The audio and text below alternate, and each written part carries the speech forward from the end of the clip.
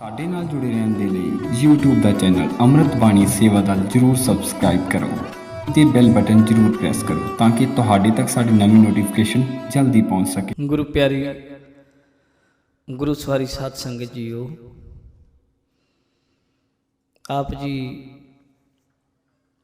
ਵਡਭਾਗੇ ਹੋ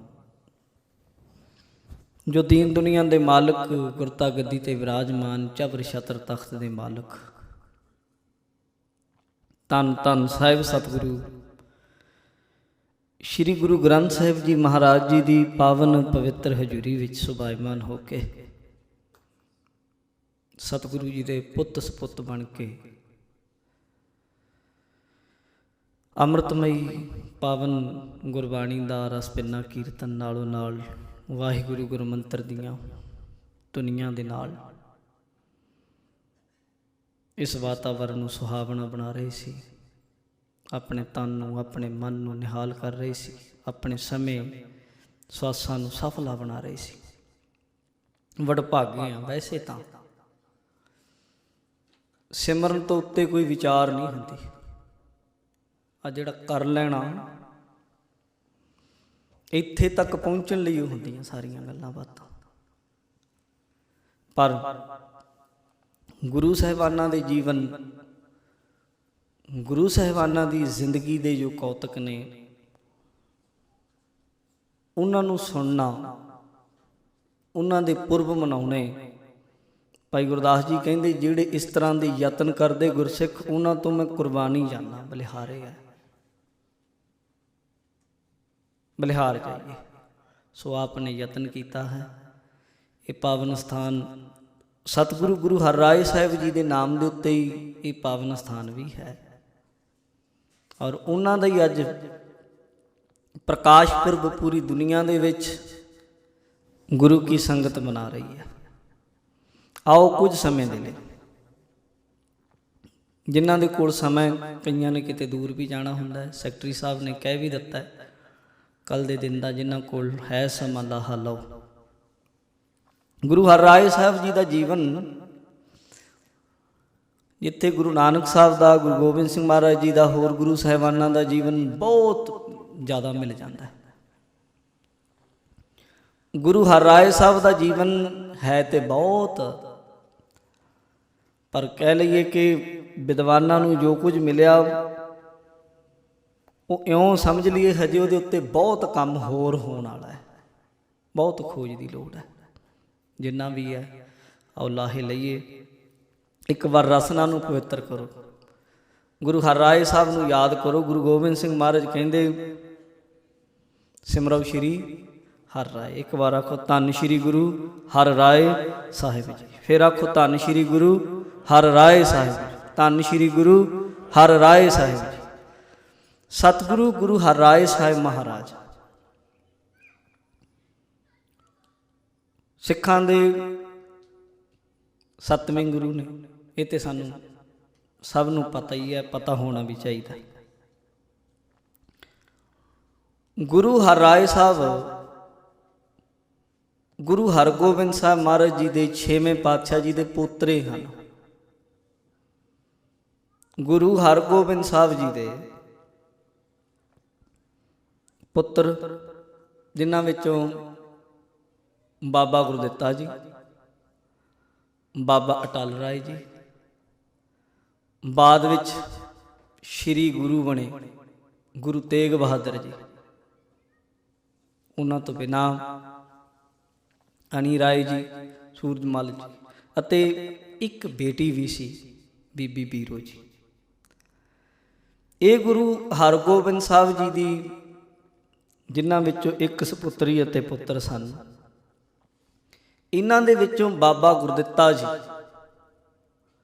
ਜਿਨ੍ਹਾਂ ਦੀ ਬਹੁਤ ਵੱਡੀ ਸਾਧਨਾ, ਵੱਡੀ ਕਮਾਈ ਵੀ ਹੈ ਸਾਧ ਸੰਗਤ, ਜਿਨ੍ਹਾਂ ਨੂੰ ਬਚਪਨ ਤੋਂ ਹੀ ਗੁਰੂ ਹਰਗੋਬਿੰਦ ਸਾਹਿਬ ਮਹਾਰਾਜ ਜੀ ਦੀ ਹਯਾਤੀ ਦੇ ਵਿੱਚ, ਉਹਨਾਂ ਦੀ ਮੌਜੂਦਗੀ ਦੇ ਵਿੱਚ ਗੁਰੂ ਨਾਨਕ ਸਾਹਿਬ ਮਹਾਰਾਜ ਜੀ ਦੇ ਵੱਡੇ ਸਪੁੱਤਰ ਬਾਬਾ ਸ਼੍ਰੀ ਚੰਦ ਜੀ, ਉਹਨਾਂ ਨੇ ਖੁਦ ਆਪਣੀ ਸਭ ਤਾਕਤ, ਆਪਣੀ ਪ੍ਰਚਾਰ ਦੀ ਜ਼ਿੰਮੇਵਾਰੀ ਉਹਨਾਂ ਨੂੰ ਸੌਂਪੀ। ਔਰ ਉਹਨਾਂ ਨੂੰ ਬਾਬਾ ਜੀ ਕਿਹਾ ਜਾਣ ਲੱਗਿਆ, ਬਾਬਾ ਗੁਰਦਿੱਤਾ ਜੀ। ਉਮਰ ਭਾਵੇਂ ਛੋਟੀ ਸੀ ਉਦੋਂ। ਬਾਬਾ ਗੁਰਦਿੱਤਾ ਜੀ ਉਹਨਾਂ ਦੇ ਗ੍ਰਹਿ ਵਿਖੇ ਸਾਧ ਸੰਗਤ 2 ਪੁੱਤਰਾਂ ਦਾ ਜਨਮ ਹੋਇਆ। ਇੱਕ ਗੁਰੂ ਹਰਿਰਾਏ ਸਾਹਿਬ ਦਾ ਪ੍ਰਕਾਸ਼, ਜਿਹਨੂੰ ਆਪਾਂ ਕਹਿ ਲਈਏ, ਇੱਕ ਪੁੱਤਰ ਹੋਰ ਸਨ ਜਿਨ੍ਹਾਂ ਦਾ ਨਾਮ ਹੈ ਧੀਰਮਲ।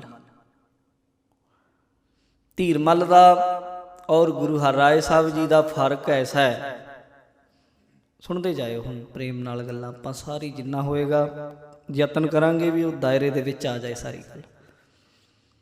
ਧੀਰਮਲ ਗੁਰੂ ਹਰਿਰਾਏ ਸਾਹਿਬ ਤੋਂ ਵੱਡਾ ਹੈ 4 ਕੁ ਸਾਲ ਉਮਰ ਦੇ ਵਿੱਚ ਸਰੀਰ ਕਰਕੇ। ਪਰ ਜਦੋਂ ਇਹਦਾ ਜਨਮ ਹੋਇਆ ਨਾ ਜੀ, ਗੁਰੂ ਜੀ ਨੂੰ ਪਤਾ ਲੱਗਾ, ਗੁਰੂ ਹਰਿਰਾਏ ਸਾਹਿਬ ਨੂੰ, ਗੁਰੂ ਹਰਗੋਬਿੰਦ ਸਾਹਿਬ ਨੂੰ, ਵਾਹਿਗੁਰੂ ਦਾਦਾ ਜੀ ਸਨ, ਜਦੋਂ ਇਹਨਾਂ ਨੂੰ ਪਤਾ ਲੱਗਾ ਕਿ ਸਾਡੇ ਪੁੱਤਰ ਗੁਰਦਿੱਤਾ ਜੀ ਦੇ ਗ੍ਰਹਿ ਪੁੱਤਰ ਨੇ ਜਨਮ ਲਿਆ, ਉਹਨਾਂ ਨੇ ਆ ਕੇ ਧੀਰਮਲ ਨੂੰ ਚੁੱਕਿਆ। ਜਦੋਂ ਉਹ ਨਾਮ ਤੇ ਹੈ ਨਹੀਂ ਸੀ, ਉਹਨੂੰ ਜਦੋਂ ਤੱਕਿਆ, ਮਹਾਰਾਜ ਮੁਸਕਰਾ ਪਏ ਦੇਖ ਕੇ, ਗੁਰੂ ਹਰਗੋਬਿੰਦ ਸਾਹਿਬ। ਸਿੱਖਾਂ ਪੁੱਛਿਆ, ਮਹਾਰਾਜ ਜੀ ਮੁਸਕਰਾਏ ਕਿਉਂ? ਇੱਦਾਂ ਤੇ ਮੁਸਕਰਾਹਟ ਇਸ ਤਰ੍ਹਾਂ ਦੀ? ਮਹਾਰਾਜ ਕਹਿੰਦੇ ਘੁੰਮ ਘੁਮਾ ਕੇ ਆ ਗਿਆ। ਫਿਰ ਕਹਿੰਦੇ ਜੀ ਕੌਣ ਆ ਗਿਆ? ਗੁਰੂ ਜੀ ਕਹਿੰਦੇ ਪ੍ਰਿਥੀ ਚੰਦ, ਤਾਇਆ ਜੀ ਲੱਗਦੇ ਸੀ ਗੁਰੂ ਜੀ ਦੇ ਵੱਡੇ। ਕਹਿੰਦੇ ਉਸੇ ਦਾ ਹੀ ਰੂਪ ਹੈ। ਮਹਾਰਾਜ ਦਾ ਨਾਂ ਕੀ ਰੱਖਿਆ ਜਾਏ? ਗੁਰੂ ਜੀ ਕਹਿੰਦੇ ਇਹਨੂੰ ਥੋੜ੍ਹੀ ਬਹੁਤੀ ਸ਼ਾਂਤੀ ਆ ਜਾਏ, ਧੀਰਜ ਆ ਜਾਏ, ਇਸ ਕਰਕੇ ਇਹਦਾ ਧੀਰਮਲ ਨਾਮ ਰੱਖ ਦਈਏ। ਇੱਦਾਂ ਇਹਦਾ ਨਾਮਕਰਨ ਹੋਇਆ ਸੀ। ਇਹਨਾਂ ਤੋਂ ਬਾਅਦ ਥੋੜਾ ਸਮਾਂ ਬਤੀਤ ਹੋਇਆ, 4 ਸਾਲ ਮੈਂ ਦੱਸ ਚੁੱਕਿਆ। ਇਹਨਾਂ ਤੋਂ ਛੋਟੇ, ਜਿਨ੍ਹਾਂ ਦਾ ਨਾਮ ਗੁਰੂ ਹਰਿਰਾਏ ਸਾਹਿਬ ਆਪਾਂ ਲੈਂਦੇ ਹਾਂ ਸਤਿਕਾਰ ਦੇ ਨਾਲ, ਇਹਨਾਂ ਦਾ ਜਨਮ ਹੋਇਆ। ਤੁਸੀਂ ਆਖੋਗੇ ਮਾਤਾ ਦਾ ਨਾਂ ਲਿਆ ਹੀ ਨਹੀਂ।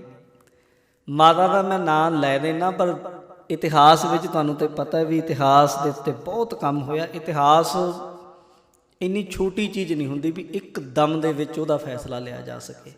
ਜਿਹੜੇ ਇਤਿਹਾਸ ਦੇ ਵਿਦਿਆਰਥੀ ਆ, ਇੱਦਾਂ ਨਹੀਂ ਵੀ ਜਿਹੜੇ ਕਿ ਮਾੜਾ ਮੋਟਾ ਸੁਣਦੇ ਆ ਉਹਨਾਂ ਦੀ ਗੱਲ ਨਹੀਂ ਕਰਦਾ, ਜਿਹੜੇ ਵੱਡੇ ਸਕਾਲਰ ਹੈ, ਯੂਨੀਵਰਸਿਟੀਆਂ ਦੇ ਵਿੱਚ ਕੰਮ ਕਰਦੇ ਆ, ਜਿਨ੍ਹਾਂ ਨੇ ਮਿਹਨਤਾਂ ਕੀਤੀਆਂ, ਉਹ ਇਹ ਗੱਲ ਮੰਨਦੇ ਆ ਇਤਿਹਾਸ ਸਦੀਆਂ ਮੰਗਦਾ।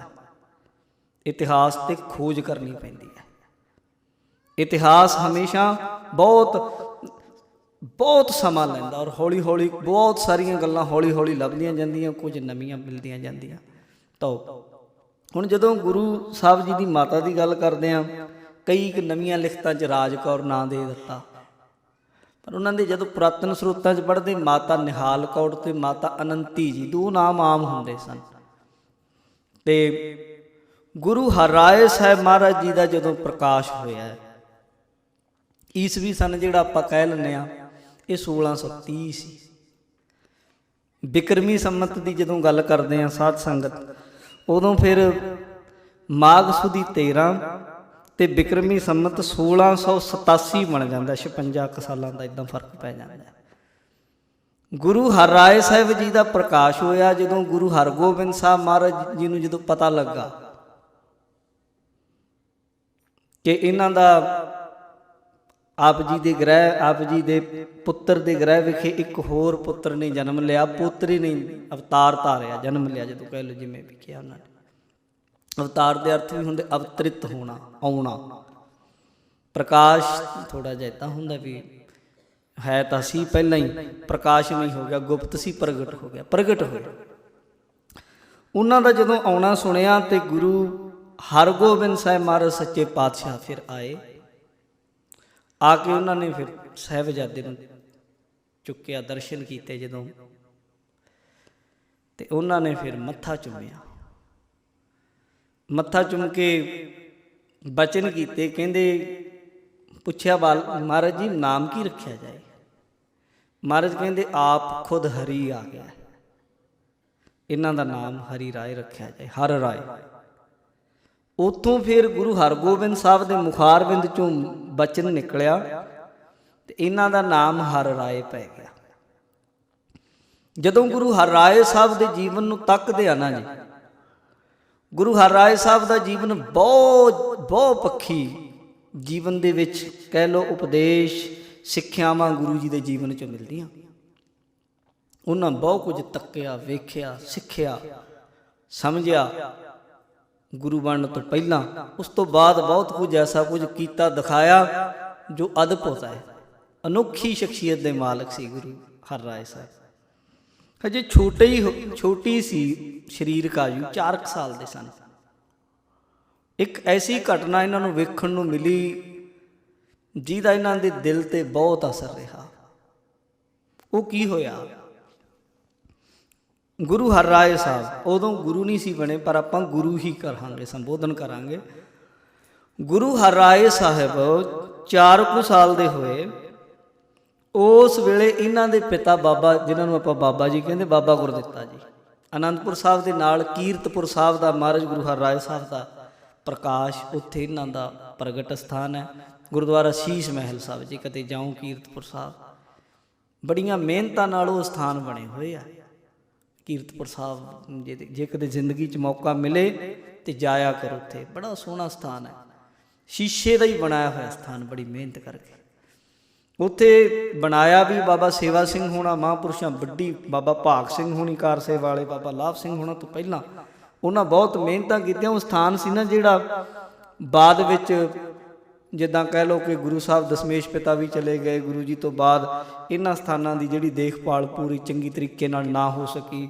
ਸੋਢੀ ਇਹਦੇ ਉੱਤੇ ਕਾਬਜ਼ ਰਹੇ ਕੁਝ ਸਮਾਂ। ਉਸ ਤੋਂ ਬਾਅਦ ਇਹ ਇੱਦਾਂ ਹੀ ਫਿਰ ਇਹ ਦੂਜੇ ਲੋਕਾਂ ਨੇ ਕਬਜ਼ਾ ਕਰ ਲਿਆ ਸੀ ਇਹਨਾਂ ਸਥਾਨਾਂ 'ਤੇ। ਬਾਅਦ ਦੀ ਗੱਲ ਹੈ। ਇੱਥੇ ਮੰਦਿਰ ਬਣ ਚੁੱਕਿਆ ਸੀ ਨੇੜੇ। ਜਦੋਂ ਮੰਦਿਰ ਬਣਿਆ ਹੋਇਆ ਸੀ, ਮਹਾਂਪੁਰਸ਼ਾਂ ਨੇ, ਕਾਰ ਸੇਵਾ ਵਾਲਿਆਂ ਨੇ ਇਹ ਥਾਂ ਉਹਨਾਂ ਨੂੰ ਆਖਿਆ, ਸਾਨੂੰ ਇਹ ਥਾਂ ਦੇ ਦਿਓ ਨਾਲ ਲੱਗਦੀ ਸਾਰੀ, ਵੀ ਅਸੀਂ ਇੱਥੇ ਗੁਰੂ ਸਾਹਿਬ ਦਾ ਪ੍ਰਕਾਸ਼ ਸਥਾਨ ਹੈ, ਇਹਦੇ ਅਸੀਂ ਸੰਗਤ ਆਉਂਦੀ ਜਾਂਦੀ ਰਹੇਗੀ, ਦਰਸ਼ਨ ਹੁੰਦੇ ਰਹਿਣਗੇ। ਉਹ ਕਹਿੰਦੇ ਜੀ ਅਸੀਂ ਕਿਵੇਂ ਦੇ ਦਈਏ, ਸਾਡਾ ਮੰਦਿਰ ਹੈ ਇੱਥੇ। ਮਹਾਂਪੁਰਸ਼ਾਂ ਨੇ ਫਿਰ ਉਹਦੇ ਸਾਹਮਣੇ ਬਿਲਕੁਲ ਉਹ ਤੋਂ ਕਈ ਗੁਣਾ ਵੱਡਾ ਮੰਦਿਰ ਬਣਾ ਕੇ ਦਿੱਤਾ। ਕਈ ਦੁਕਾਨਾਂ ਜਿਹਦੀ ਆਮਦਨੀ ਹੋਵੇ ਉਹ ਮੰਦਿਰ ਨੂੰ ਦਿੱਤੀ। ਪਹਿਲਾਂ ਮੰਨਦੇ ਨਹੀਂ ਸੀ। ਮਹਾਂਪੁਰਸ਼ਾਂ ਨੇ ਅਰਦਾਸ ਕੀਤੀ ਖੜ ਕੇ। ਹੁਣ ਦੇਖੋ ਕੀ ਕੁਝ ਕਰਨਾ ਪੈਂਦਾ ਮਹਾਤਮਾ ਨੂੰ। ਉੱਦਾਂ ਨਿੰਦਿਆ ਕਰਨੀ ਬਹੁਤ ਸੌਖੀ ਹੈ ਜੀ। ਮੈਂ ਕੋਈ ਕਾਰ ਸੇਵਾ ਵਾਲਾ ਨਹੀਂ, ਨਾ ਕਿਸੇ ਦਾ ਸ਼ਰਧਾਲੂ ਹਾਂ, ਪਰ ਜਿਹੜੀ ਸੇਵਾ ਉਹਨੂੰ ਨਮਸਕਾਰ ਵੀ ਕਰਨੀ ਬਣਦੀ ਹੈ। ਜਦੋਂ ਮੰਨਦਾ ਨਹੀਂ ਸੀ, ਉਹਨਾਂ ਅਰਦਾਸ ਕੀਤੀ ਕਿ ਮਹਾਰਾਜ ਜੀ ਤੁਹਾਡਾ ਸਥਾਨ ਬਣਨਾ ਹੈ, ਤੁਸੀਂ ਕਿਰਪਾ ਕਰੋ।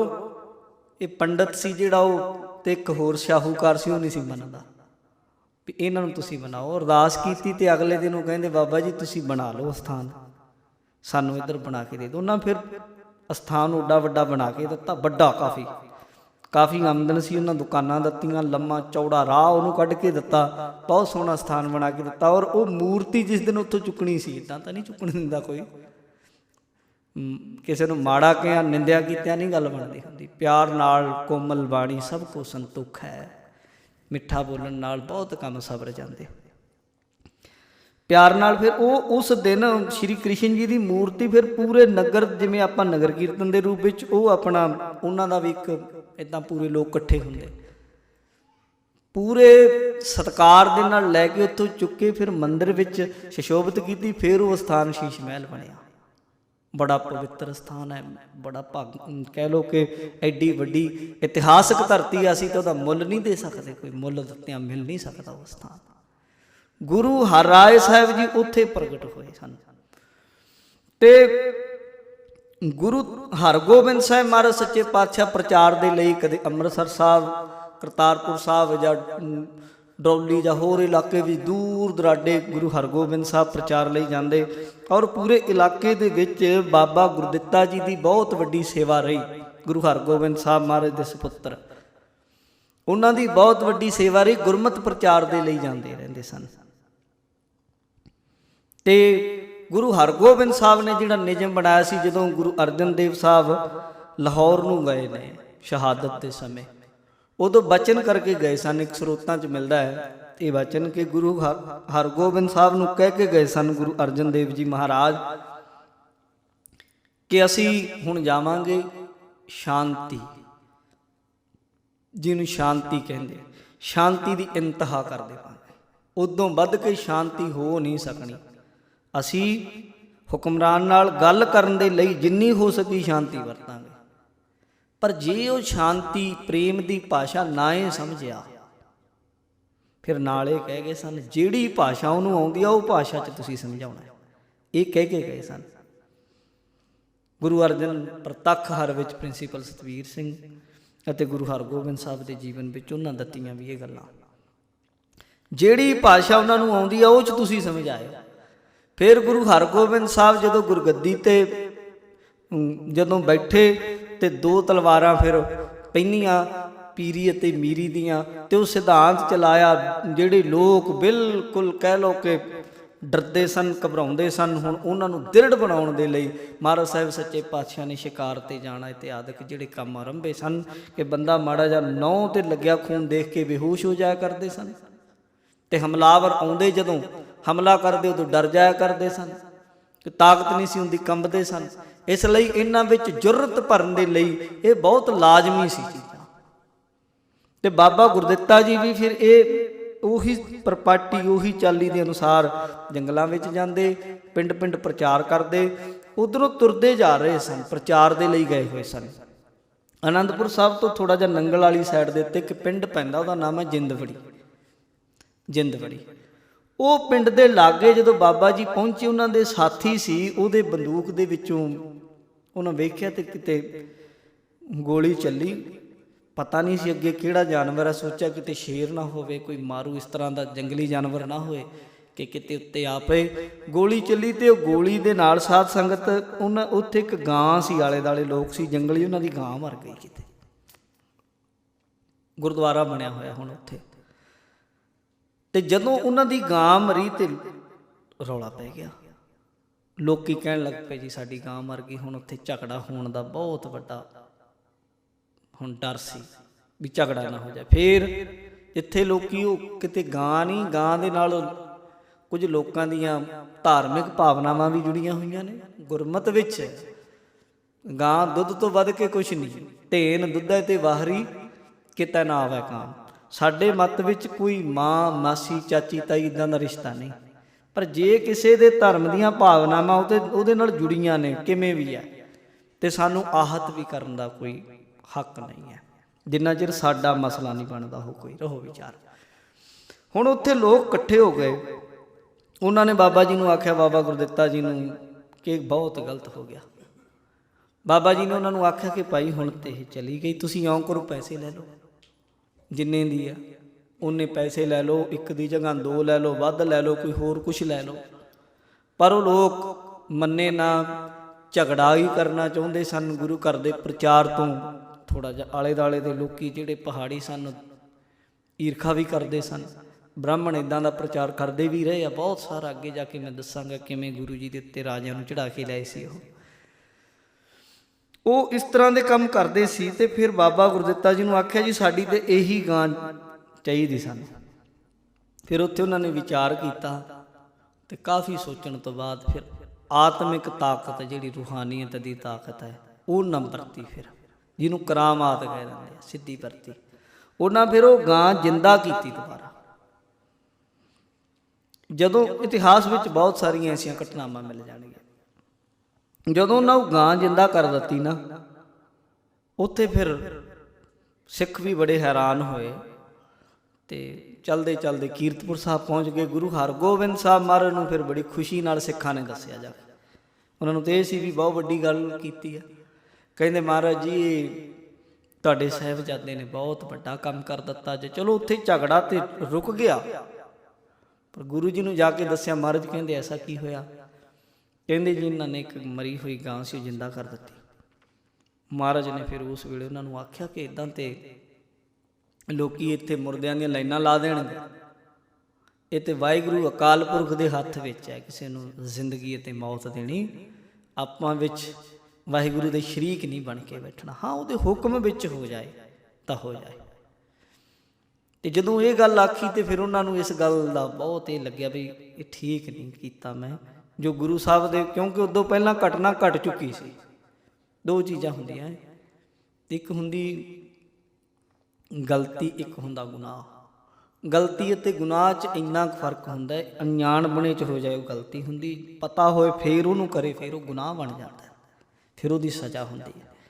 ਉਦੋਂ ਪਹਿਲਾਂ ਉਹਨਾਂ ਦੇ ਭਰਾਤਾ ਅਟਲ ਰਾਏ ਜੀ ਦਾ ਸਾਰਾ ਵਾਕਿਆ ਹੋ ਚੁੱਕਿਆ ਉਹਨਾਂ ਦੇ ਸਾਹਮਣੇ, ਜਦੋਂ ਆਪਣੇ ਖੇਡ ਦੇ ਸਾਥੀ ਨੂੰ ਨਾਲ ਜਿੰਦਾ ਕਰ ਦਿੱਤਾ, ਖੁੰਡੀ ਪਾ ਕੇ ਆਖਿਆ ਉੱਠ ਤੇਰੀ ਖੇਡ ਹੈ, ਤੇਰੀ ਵਾਰੀ ਹੈ, ਤੂੰ ਦੇ ਮਰ ਚੁੱਕਿਆ ਸੀ। ਘਰ ਦੇ ਕਹਿੰਦੇ ਮਰ ਗਿਆ ਮਰ ਗਿਆ, ਕਹਿੰਦੇ ਨਾ ਕਾਹਨੂੰ ਮਰਿਆ ਹੈ, ਇਹ ਤੇ ਇਹਦੀ ਵਾਰੀ ਹੈ, ਵਾਰੀ ਦੇਣ ਦੇ ਲਈ ਦਾਈ ਤੋਂ ਡਰਦਾ ਸੁੱਤਾ ਪਿਆ ਸ਼ਰਾਰਤ ਕਰਦਾ, ਖੁੰਡੀ ਨਾਲ ਜਿੰਦਾ ਕਰ ਦਿੱਤਾ ਤੇ ਜਿੰਦਾ ਹੋ ਗਿਆ। ਚਾਰੇ ਪਾਸੇ ਰੌਲਾ ਪੈ ਗਿਆ। ਗੁਰੂ ਜੀ ਨੂੰ ਜਦੋਂ ਪਤਾ ਲੱਗਿਆ, ਗੁਰੂ ਜੀ ਕਹਿੰਦੇ ਠੀਕ ਨਹੀਂ ਕੀਤਾ।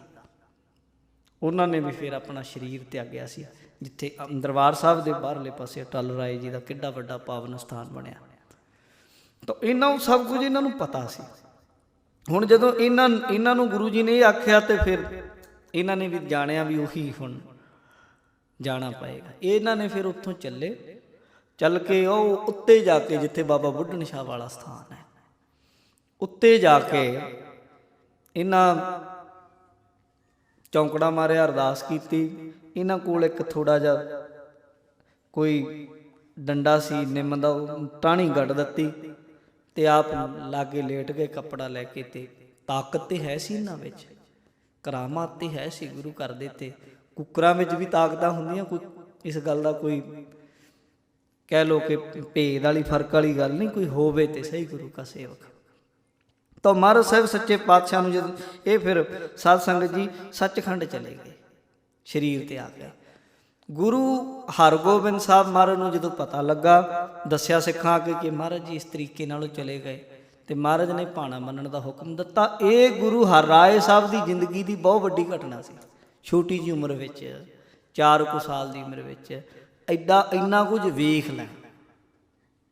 ਫਿਰ ਗੁਰੂ ਜੀ, ਗੁਰੂ ਹਰਗੋਬਿੰਦ ਸਾਹਿਬ ਦੀ ਸੰਗਤ ਵਿੱਚ ਰਹਿਣਾ, ਆਪਣੇ ਪਿਤਾ ਬਾਬਾ ਗੁਰਦਿੱਤਾ ਜੀ, ਜਿਹੜੇ ਬਹੁਤ ਵੱਡੇ ਕਹਿ ਲੋ ਕਿ ਗੁਰੂ ਮਹਾਰਾਜ ਜੀ ਦੇ ਘਰ ਦੇ ਪੁੱਜੇ ਹੋਏ ਸੇਵਕ ਵੀ ਹੈ, ਪੁੱਤਰ ਵੀ ਹੈ, ਸ਼ਰਧਾਲੂ ਵੀ ਹੈ, ਸਿੱਧ ਵੀ ਹੈ, ਵੱਡੀਆਂ ਤਾਕਤਾਂ ਦੇ ਮਾਲਕ ਨੇ, ਉਹਨਾਂ ਦੀ ਸੰਗਤ ਵਿੱਚ ਰਹੇ। ਫਿਰ ਇਸ ਤਰੀਕੇ ਦੇ ਨਾਲ ਇਹ ਹੁਣ ਅਧਿਆਤਮ ਨੂੰ ਥੋੜਾ ਜਿਹਾ ਹੋਰ ਗਹਿਰਾਈ ਨਾਲ ਜਾਣਨ ਲੱਗ ਪਏ। ਗੁਰੂ ਹਰਗੋਬਿੰਦ ਸਾਹਿਬ ਨੇ ਆਪ ਜ਼ਿੰਮੇਵਾਰੀ ਲਾਈ ਇਹਨਾਂ ਨੂੰ ਦੁਨਿਆਵੀ ਵਿੱਦਿਆ ਪੜ੍ਹਾਉਣ ਦੀ, ਨਾਲੋਂ ਨਾਲ ਸ਼ਸਤਰ ਵਿੱਦਿਆ ਸਿਖਾਉਣ ਦੀ ਜ਼ਿੰਮੇਵਾਰੀ, ਉਹਦੇ ਨਾਲੋਂ ਨਾਲ ਗੁਰਬਾਣੀ ਪੜ੍ਹਨਾ, ਗੁਰਬਾਣੀ ਗੁਰਮਤਿ ਦਾ ਪ੍ਰਚਾਰ, ਉਹ ਸਾਰੀ ਤਿਆਰੀ ਗੁਰੂ ਜੀ ਇਹਨਾਂ ਦੀ ਕਰਵਾਉਂਦੇ ਰਹੇ। ਇਹਨਾਂ ਦਾ ਵੱਡਾ ਭਰਾ ਸੀ ਜਿਹੜਾ ਧੀਰਮਲ ਸੀ, ਉਹ ਉਸ ਵੇਲੇ ਕਰਤਾਰਪੁਰ ਸੀਗਾ, ਥੋੜਾ ਜਿਹਾ ਵੱਡਾ ਸੀ, ਹਜੇ ਉਮਰ ਕਿਹੜਾ ਜ਼ਿਆਦਾ ਸੀ। ਕਰਤਾਰਪੁਰ ਸਾਹਿਬ ਦੇ ਵਿੱਚ ਜਿੰਨੀ ਜਗੀਰ ਸੀ, ਜੋ ਕੁਝ ਸੀ, ਉਹਦੇ ਕੋਲ ਆਉਂਦਾ ਸੀ, ਉਹਦਾ ਧਨ ਵਗੈਰਾ। ਤੇ ਉੱਥੇ ਹੀ ਮਹਾਰਾਜ ਜੀ ਦਾ ਸਰੂਪ ਜੋ ਭਾਈ ਗੁਰਦਾਸ ਜੀ ਤੋਂ ਲਿਖਵਾਇਆ ਸੀ, ਉੱਥੇ ਹੀ ਸੀ ਉਹ ਸਰੂਪ। ਉਹਦੇ ਲਈ ਚੜਾਵਾ ਵੀ ਕਾਫੀ ਆਉਂਦਾ ਸੀ। ਉਹ ਇੰਨੀ ਕੁ ਉਮਰ 'ਚ ਇੰਨਾ ਕੁਝ ਗਲਤਾਨ ਹੋਇਆ ਮਾਇਆ 'ਚ, ਉਹਨੂੰ ਸੁਨੇਹੇ ਵੀ ਭੇਜੇ ਪਰ ਆਪਣੇ ਪਿਤਾ ਦੇ ਸੰਸਕਾਰ ਤੇ ਨਹੀਂ ਆਇਆ। ਧੀਰਮਲ ਆਇਆ ਹੀ ਨਹੀਂ, ਵੱਡਾ ਕੁਝ ਕਿਹਾ। ਉਹ ਤੋਂ ਬਿਨਾਂ ਹੀ ਫਿਰ ਸਾਰੀ ਜਿਹੜੀ ਅੰਤਮ ਕਿਰਿਆ ਕੀਤੀ। ਸਭ ਨੂੰ ਪਤਾ ਲੱਗ ਗਿਆ ਕਿ ਹੁਣ ਉਹ ਤੇ ਗੁਰੂ ਘਰ ਤੋਂ ਕਹਿ ਲੋ ਕਿ ਦੂਰ ਹੁੰਦਾ ਜਾ ਰਿਹਾ ਸੀ ਕਿਸੇ ਨਾ ਕਿਸੇ ਤਰੀਕੇ ਦੇ ਨਾਲ। ਤੇ ਗੁਰੂ ਸਾਹਿਬ ਜੀ ਪ੍ਰਚਾਰ ਵਿੱਚ ਲੱਗੇ ਹੋਏ ਸਨ, ਹੋਰ ਬੜੇ ਕੰਮ ਸਨ। ਇਹ ਸੀ ਵੀ ਚਲੋ ਹੌਲੀ ਕਦੇ ਸਮਝ ਜਾਏਗਾ। ਉਧਰੋਂ ਗੁਰੂ ਹਰਗੋਬਿੰਦ ਸਾਹਿਬ ਜੀ ਦੀ ਸੰਗਤ ਵਿੱਚ ਰਹਿੰਦਿਆਂ ਗੁਰੂ ਹਰਰਾਏ ਸਾਹਿਬ ਸਰੀਰਕ ਤੌਰ ਤੇ ਫਿਰ ਅੱਗੇ ਵੱਧਦੇ ਗਏ।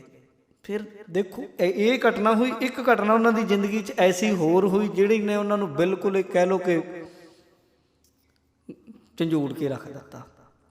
ਉਹ ਇਹ ਹੋਇਆ ਜਿੱਥੇ ਹੁਣ ਕੀਰਤਪੁਰ ਸਾਹਿਬ ਜਾਂਦੇ ਗੁਰੂ ਕਾ ਬਾਗ ਬਣਿਆ ਨਾ, ਅਸਥਾਨ ਬਣਿਆ। ਉਹ ਗੁਰੂ ਸਾਹਿਬ ਨੇ ਬਾਗ ਲਾਇਆ ਸੀ, ਬੜਾ ਸੋਹਣਾ, ਬੜੇ ਤਰ੍ਹਾਂ ਦੇ ਉਹਦੇ ਵਿੱਚ ਫੁੱਲ ਸੀ, ਬਗੀਚਾ ਬੜਾ ਸੋਹਣਾ ਸੀ, ਬੜਾ ਸੁੰਦਰ ਸੀ। ਬਾਬਾ ਗੁਰਦਿੱਤਾ ਜੀ ਨੇ ਬਹੁਤ ਤਰੀਕੇ ਨਾਲ ਕੰਮ ਕੀਤਾ ਸੀ ਗੁਰੂ ਹਰਗੋਬਿੰਦ ਸਾਹਿਬ ਜੀ ਦੀ ਇੱਛਾ ਅਨੁਸਾਰ। ਉਸ ਜਗ੍ਹਾ ਉੱਤੇ ਗੁਰੂ ਜੀ ਦਾ ਦੀਵਾਨ ਸਜਿਆ ਸੀ, ਗੁਰੂ ਹਰਗੋਬਿੰਦ ਸਾਹਿਬ ਦਾ। ਤੇ ਗੁਰੂ ਹਰਰਾਏ ਸਾਹਿਬ ਗੁਰੂ ਹਰਗੋਬਿੰਦ ਸਾਹਿਬ ਤੋਂ ਬਿਨਾਂ ਰਹਿੰਦੇ ਨਹੀਂ ਸੀ, ਯਾਨੀ ਵਸਾ ਨਹੀਂ ਸੀ ਖਾਂਦੇ, ਜਿਹਨੂੰ ਕਹਿ ਦਿੰਦੇ ਆ। ਇੰਨਾ ਪਿਆਰ ਸੀ, ਜਦੋਂ ਵੀ ਕਿਤੇ ਤੱਕਣਾ ਵਾ ਭੱਜੇ ਜਾਣ। ਗੁਰੂ ਜੀ ਦੇ ਸਾਹਿਬਜ਼ਾਦੇ ਸਨ, ਪੁੱਤਰ ਸਨ, ਮਹਾਰਾਜ ਜੀ ਦੇ ਪੋਤਰੇ ਸਨ, ਤੇ ਸੋਹਣੇ ਚੋਲਾ ਲੰਮਾ ਪਾਉਣਾ ਗੁਰੂ ਘਰ ਦਾ ਜੋ ਨਿਯਮ ਹੈ, ਉਸ ਤਰੀਕੇ ਦੇ ਕੱਪੜੇ ਪਾਉਣੇ।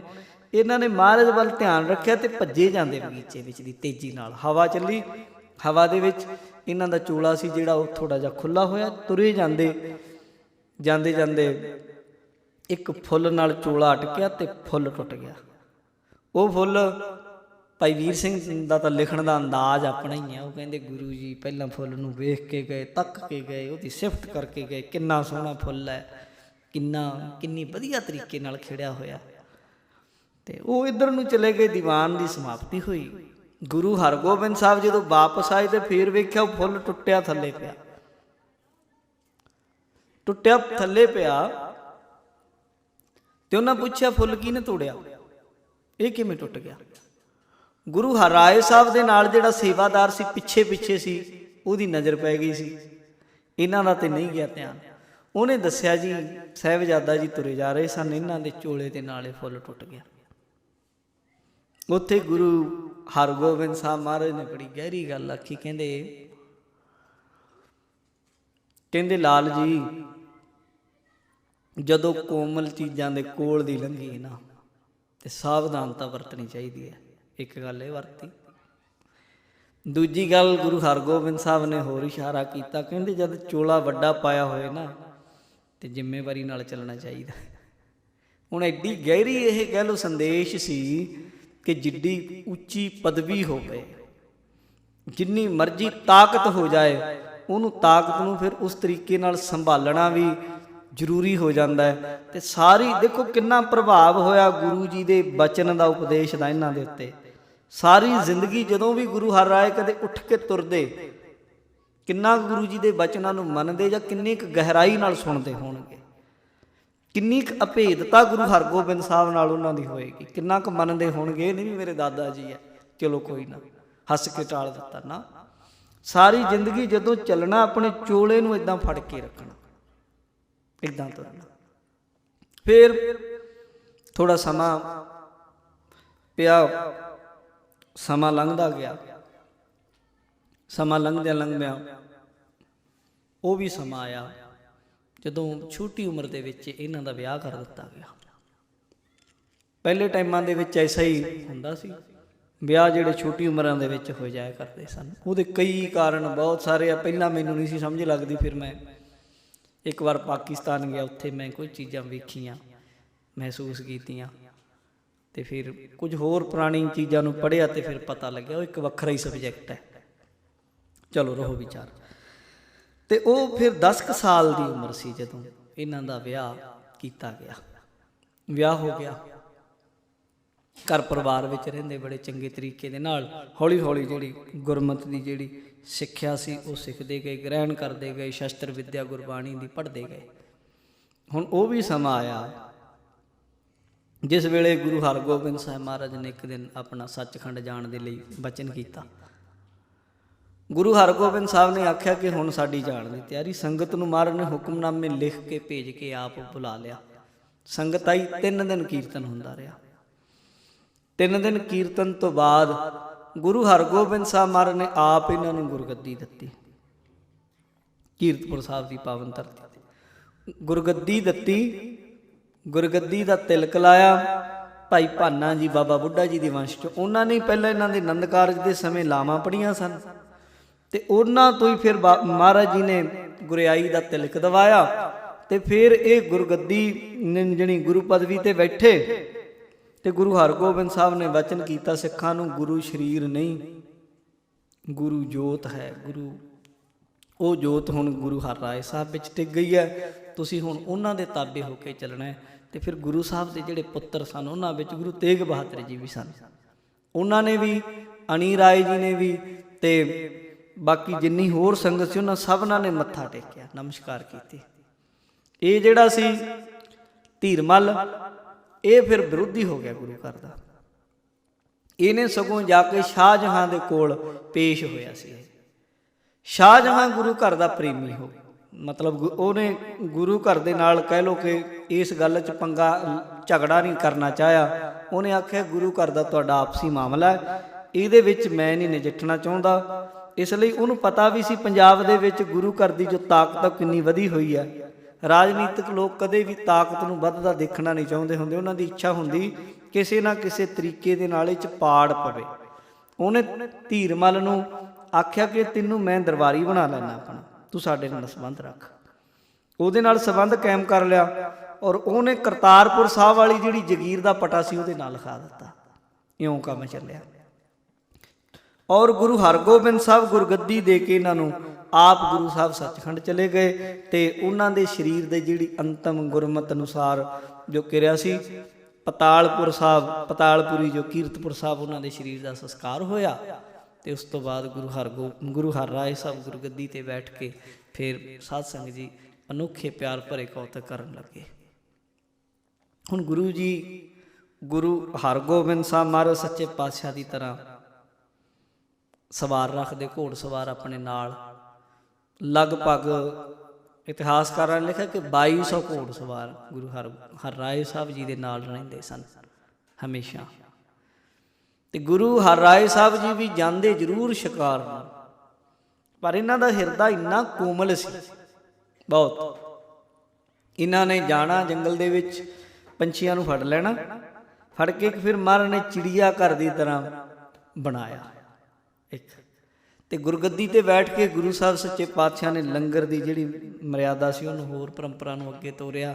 ਸੂਰਮੇ ਤਿਆਰ ਹੁੰਦੇ ਰਹੇ, ਮਾਹੌਲ ਐਸਾ ਬਣ ਗਿਆ ਕਿ ਉਹਨਾਂ ਦੇ ਜਿੰਨਾ ਚਿਰ ਉਹ ਰਹੇ ਜੰਗ ਦੇ ਅਸਾਰ ਬਹੁਤ ਘੱਟ ਰਹੇ। ਉਹਦੇ ਪਿੱਛੇ ਕਾਰਨ ਇਹ ਵੀ ਰਿਹਾ ਕਿ ਗੁਰੂ ਹਰਗੋਬਿੰਦ ਸਾਹਿਬ ਦੇ ਸਮੇਂ ਤੋਂ ਹੀ ਫਿਰ ਗੁਰੂ ਹਰਰਾਏ ਸਾਹਿਬ ਨੇ ਉਸ ਚੀਜ਼ ਨੂੰ ਥੋੜ੍ਹਾ ਜਿਹਾ ਵਧਾਇਆ।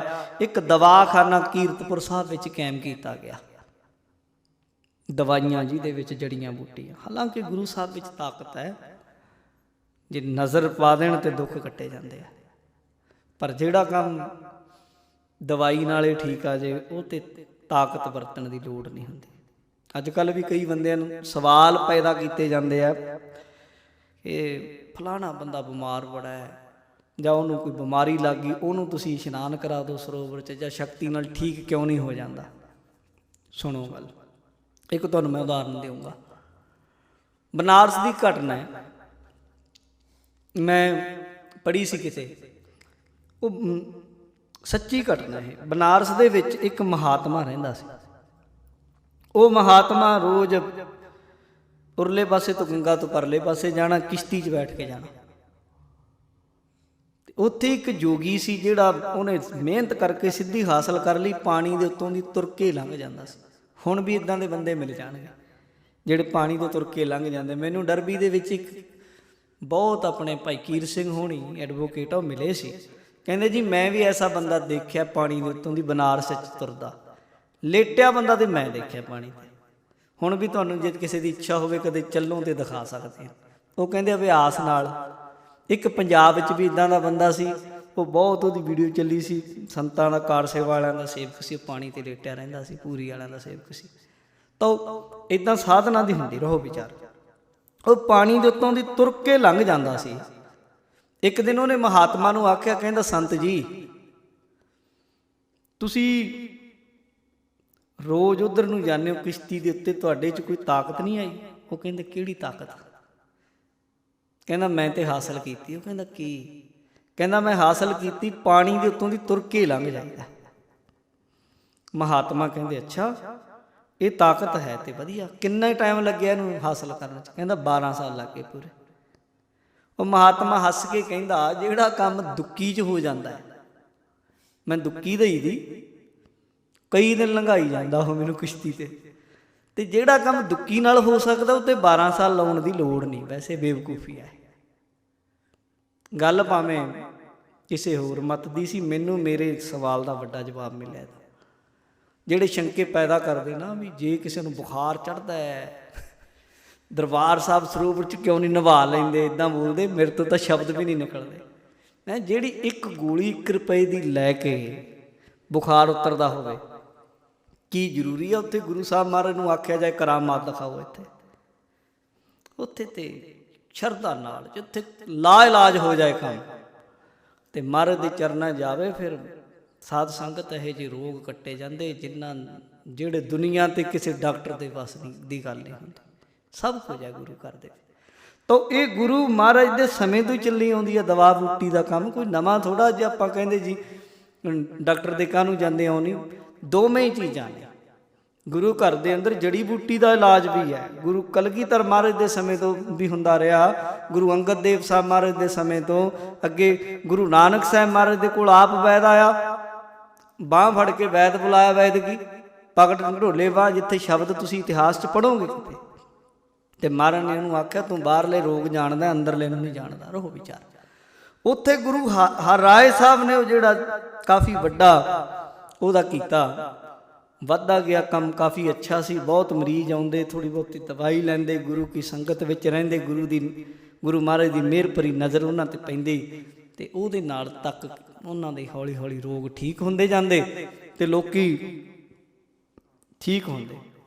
ਉਸ ਸਮੇਂ ਸ਼ਾਹਜਹਾਂ ਦਾ ਪੁੱਤਰ ਸੀ, ਔਰੰਗਜ਼ੇਬ ਵੀ ਉਹਦਾ ਪੁੱਤਰ ਸੀ। ਔਰੰਗਜ਼ੇਬ ਬਹੁਤ ਇਸ ਗੱਲ ਦਾ ਨਾ ਈਰਖਾ ਕਰਦਾ ਸੀ। ਉਹਨੂੰ ਪਤਾ ਸੀ ਮੇਰਾ ਜਿਹੜਾ ਦਾਰਾ ਸ਼ਿਕੋ ਮੇਰਾ ਭਰਾ ਹੈ, ਇਹ ਹੈ ਤਾਂ ਬੜਾ ਨੇਕ ਹੈ ਬੰਦਾ। ਇਹ ਔਰੰਗਜ਼ੇਬ ਬਹੁਤ ਛਾਤਰ ਸੀ। ਇਹਦੀ ਉਮਰ ਬਹੁਤ ਲੰਮੀ ਹੋਈ ਹੈ, 92-93 ਸਾਲ ਦਾ। ਗੁਰੂ ਕਲਗੀਧਰ ਮਹਾਰਾਜ ਸੱਚੇ ਪਾਤਸ਼ਾਹ ਗੁਰੂ ਗੋਬਿੰਦ ਸਿੰਘ ਮਹਾਰਾਜ ਜੀ ਦੇ ਸਮੇਂ 1706 ਦੇ ਲਗਭਗ ਫਰਵਰੀ 'ਚ ਮਰਿਆ ਇਹ। ਬਹੁਤ ਵੱਡੀ ਉਮਰ ਸੀ ਇਹਦੀ। ਉਦੋਂ ਪਿੱਛੇ ਚੱਲ ਜਾਓ ਕਾਫੀ ਸੀ। ਬਚਪਨ ਤੋਂ ਹੀ ਬੜਾ ਛਾਤਰ ਸੀ। ਇਹਨੇ ਕੀ ਕੀਤਾ, ਕਿਸੇ ਤੋਂ ਪੁੱਛਿਆ, ਉਹਨੇ ਆਖਿਆ ਜੇ ਸ਼ੇਰ ਦਾ ਮੁੱਛ ਦਾ ਵਾਲ ਆਪਣੇ ਭਰਾ ਨੂੰ ਖਵਾ ਦੇਵੇਂ, ਅੰਦਰ ਲੰਘ ਜਾਏ ਤੇ ਉਹ ਲਾ ਇਲਾਜ ਹੈ, ਉਹਦਾ ਇਲਾਜ ਛੇਤੀ ਕੀਤਿਆਂ ਕੋਈ ਕਰ ਨਹੀਂ ਸਕਦਾ। ਪਤਾ ਵੀ ਨਹੀਂ ਲੱਗਣਾ ਵੀ ਹੋਇਆ ਕੀ ਹੈ ਇਹਨੂੰ। ਜੇ ਪਤਾ ਵੀ ਲੱਗ ਜਾਏਗਾ ਤੇ ਤੇਰੇ ਤੇ ਕਤਲ ਦਾ ਦੋਸ਼ ਨਹੀਂ ਆ ਸਕਦਾ ਵੀ ਤੈਂ ਕੁਝ ਕੀਤਾ, ਅਣਜਾਣਪੁਣੇ 'ਚ ਵੀ ਹੋ ਸਕਦਾ। ਉਹਨੇ ਉਹਨੂੰ ਕਿਸੇ ਤਰੀਕੇ ਨਾਲ ਉੱਦਾਂ ਖਵਾਇਆ ਤੇ ਉਹ ਜਿਉਂ-ਜਿਉਂ ਦੀ ਸਿਹਤ ਜਿਹੜੀ ਦਿਨੋਂ ਦਿਨ ਘਟੀ ਜਾਣ ਲੱਗੀ, ਇੰਨਾ ਕਮਜ਼ੋਰ ਪੈ ਗਿਆ ਕਿ ਮਰਨ ਕਿਨਾਰੇ ਸੀ। ਫਿਰ ਬਾਦਸ਼ਾਹ ਨੇ ਪੂਰੀ ਵੈਦਾਂ ਦੀ ਟੀਮ ਬੁਲਾਈ, ਵੱਡੇ ਵੈਦਾਂ ਨੂੰ ਪੁੱਛਿਆ ਕੋਈ ਇਲਾਜ ਇਹਦਾ ਹੈ। ਫਿਰ ਉਹਨਾਂ ਦੱਸਿਆ ਵੀ ਇਹ ਪਤਾ ਤੇ ਲੱਗ ਗਿਆ ਇਹਨੂੰ, ਇਹਦੇ ਅੰਦਰ ਕਿਤੇ ਬਾਲ ਜਾ ਕੇ ਜਿਗਰ ਨਾਲ ਲੱਗ ਗਿਆ, ਉਹ ਉਤਰਦਾ ਨਹੀਂ ਉਹਨੂੰ। ਫਿਰ ਉਹਦੇ ਲਈ ਇੱਕ ਵਿਸ਼ੇਸ਼ ਤਰ੍ਹਾਂ ਦੀ ਹਰੜ, ਉਹਦਾ ਵਜਨ ਚਾਹੀਦਾ ਹੁੰਦਾ। ਕੋਈ ਹਰੜਾਂ ਤਾਂ ਬਥੇਰੀਆਂ ਨੇ, ਉਹਦਾ ਕੋਈ ਵਿਸ਼ੇਸ਼ ਸੀ ਉਹ ਚਾਹੀਦਾ। ਉਹ ਕਿੱਥੋਂ ਮਿਲੂ? ਕਹਿੰਦੇ ਦਵਾਖਾਨਾ ਕੀਰਤਪੁਰ ਸਾਹਿਬ ਮਹਾਰਾਜ ਜੀ ਦਾ ਮਸ਼ਹੂਰ ਇੰਨਾ ਸੀ, ਕਹਿੰਦੇ ਉੱਥੇ ਹੋ ਸਕਦੀ, ਉਹ ਤੋਂ ਬਿਨਾਂ ਨਹੀਂ। ਫਿਰ ਉੱਥੇ ਆਏ। ਪਹਿਲਾਂ ਤਾਂ ਉਹ ਆਉਣਾ ਨਹੀਂ ਸੀ ਚਾਹੁੰਦਾ, ਸ਼ਾਹਜਹਾਂ ਨਹੀਂ ਸੀ ਚਾਹੁੰਦਾ ਕਿ ਮੈਂ ਭੇਜਾਂ, ਪਰ ਮਜਬੂਰੀ ਵਸ ਉਹਨੇ ਚਿੱਠੀ ਭੇਜੀ, ਆਪਣੇ ਬੰਦੇ ਭੇਜੇ ਤੇ ਉਹਨੂੰ ਇਹ ਸੀ ਵੀ ਕਿਤੇ ਗੁਰੂ ਸਾਹਿਬ ਨਾ ਦੇਣ, ਨਾ ਕਰ ਦੇਣ। ਪਰ ਜਦੋਂ ਆਇਆ ਗੁਰੂ ਘਰ ਦਾ ਤਾਂ ਨਿਯਮ ਹੈ, ਫਰੀਦਾ ਬੁਰੇ ਦਾ ਭਲਾ ਕਰ, ਬੁਰੇ ਦਾ ਭਲਾ ਕਰਨਾ। ਉਹਨਾਂ ਨੇ ਦਿੱਤਾ, ਉਹ ਨਾਲ ਇੱਕ ਮੋਤੀ ਮਹਾਰਾਜ ਨੇ ਦਿੱਤਾ, ਕਹਿੰਦੇ ਰਗੜ ਕੇ ਵੀ ਉਹਦੇ ਨਾਲ ਖਵਾਇਓ, ਛੇਤੀ ਠੀਕ ਹੋ ਜਾਏਗਾ। ਤੇ ਉਹਦਾ ਪੁੱਤਰ ਠੀਕ ਹੋ ਗਿਆ, ਵਾਲ ਸੀ ਜਿਹੜਾ ਉਹ ਨਿਕਲ ਗਿਆ ਜਾਂ ਨਾਸ਼ ਹੋ ਗਿਆ। ਉਸ ਤੋਂ ਬਾਅਦ ਉਹ ਗੁਰੂ ਘਰ ਦੇ ਲਈ ਥੋੜ੍ਹੀ ਜਿਹੀ ਹਮਦਰਦੀ ਉਹਦੇ ਵਿੱਚ ਆ ਗਈ, ਇਸ ਲਈ ਜੰਗ ਦੇ ਅਸਾਰ ਬਹੁਤ ਜ਼ਿਆਦਾ ਨਾ ਬਣ ਸਕੇ। ਔਰੰਗਜ਼ੇਬ ਫਿਰ ਜਦੋਂ ਗੱਦੀ 'ਤੇ ਬੈਠਾ, ਉਹਨੇ ਤੇ ਫਿਰ ਅੱਤ ਕਰਾਈ ਨਾ ਬਾਅਦ ਵਿੱਚ, ਫਿਰ ਉਹਦੀ ਅੱਤ ਨੇ ਉਹਨਾਂ ਦੀ ਅੰਤ ਕਰਾਈ। ਫਿਰ ਜੜ ਪੁੱਟੀ ਕਲਗੀਧਰ ਮਹਾਰਾਜ ਨੇ ਉਹਨਾਂ ਦੀ, ਰਹੋ ਵਿਚਾਰ।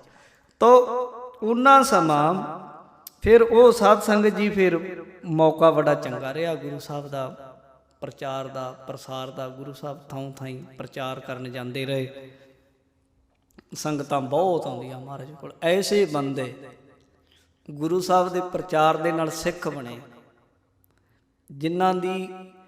ਜਿਨ੍ਹਾਂ ਨੂੰ ਸਾਧ ਸੰਗਤ ਅੰਦਾਜ਼ਾ ਲਾਉਣਾ ਹੀ ਔਖਾ ਹੋ ਜਾਂਦਾ ਹੈ। ਇੱਕ ਬਹੁਤ ਵੱਡਾ ਮਹੰਤ ਸੀ, ਭਗਵਾਨ ਗਿਰੀ ਸੀ, ਉਹਦੇ 360 ਡੇਰੇ ਸੀ, ਬਹੁਤ ਵੱਡਾ 360 ਡੇਰੇ ਯੂਪੀ ਉੱਤਰ ਪ੍ਰਦੇਸ਼ ਵਿੱਚ। ਉਹਦੀ ਮੰਨੋ ਕਿ ਬਹੁਤ ਵੱਡਾ ਉਹ ਡੇਰੇਦਾਰ ਸੀ। ਤੇ ਗੁਰੂ ਪਾਤਸ਼ਾਹ ਗੁਰੂ ਸਾਹਿਬ ਜੀ ਦੇ ਦਰਸ਼ਨ ਉਹਨੂੰ ਕਿਤੇ ਹੋ ਗਏ, ਆਇਆ ਇੱਧਰ ਨੂੰ ਪ੍ਰਚਾਰ ਦੇ ਲਈ ਆਇਆ ਤਾਂ ਸੀ। ਤੇ ਮਹਾਰਾਜ ਗੁਰੂ ਹਰਿਰਾਏ ਸਾਹਿਬ ਸੱਚੇ ਪਾਤਸ਼ਾਹ ਜੀ ਦੇ ਦਰਸ਼ਨ ਕੀਤੇ, ਇੰਨਾ ਪ੍ਰਭਾਵਿਤ ਹੋਇਆ ਤੇ ਮਹਾਰਾਜ ਨੂੰ ਕਹਿਣ ਲੱਗਾ ਜੀ ਮੇਰੇ ਇੰਨੇ ਡੇਰੇ ਆਏ ਆ ਜੀ, ਮੈਨੂੰ ਸਿੱਖ ਬਣਾ ਲਓ ਆਪਣਾ। ਗੁਰੂ ਜੀ ਨੇ ਦੇਖਿਆ ਚਹਾਉਮੇ ਬੜੀ ਹੈ। ਗੁਰੂ ਹਰਿਰਾਏ ਸਾਹਿਬ ਕਹਿੰਦੇ ਤੁਹਾਡੇ ਉੱਧਰ ਬਾਬਾ ਸ਼੍ਰੀ ਚੰਦ ਜੀ ਦੇ ਚੇਲੇ ਪ੍ਰਚਾਰ ਕਰ ਰਹੇ ਮਿਹਰ ਚੰਦ ਹੋਣੀ, ਤੁਸੀਂ ਉਹਨਾਂ ਕੋਲ ਕਿਉਂ ਨਹੀਂ ਚਲੇ ਗਏ? ਉਹਦੇ ਕੋਲ ਚਲ ਗਿਆ, ਕਹਿੰਦਾ ਮੈਨੂੰ ਸਿੱਖ ਬਣਾ ਲਓ। ਉਹ ਕਹਿੰਦੇ ਜੇ ਉਹਨਾਂ ਤੋਂ ਸਿੱਖੀ ਨਹੀਂ ਮਿਲੀ ਫਿਰ ਸਿੱਖੀ ਮਿਲੂ ਕਿੱਥੋਂ? ਤੇਰੇ 'ਚ ਕਮੀ ਹੋਣੀ। ਕਹਿੰਦਾ ਕੀ ਕਿਹਾ ਸੀ? ਕਹਿੰਦਾ ਮੈਂ ਕਿਹਾ ਸੀ ਮੇਰੇ ਇੰਨੇ ਡੇਰੇ ਆ, ਮੈਂ ਤੇ ਸਿੱਖੀ ਦਾ ਬੜਾ ਪ੍ਰਚਾਰ ਕਰ ਦੂੰਗਾ ਜੇ ਮੈਨੂੰ ਤੁਸੀਂ ਸਿੱਖ ਬਣਾ ਲਓਗੇ।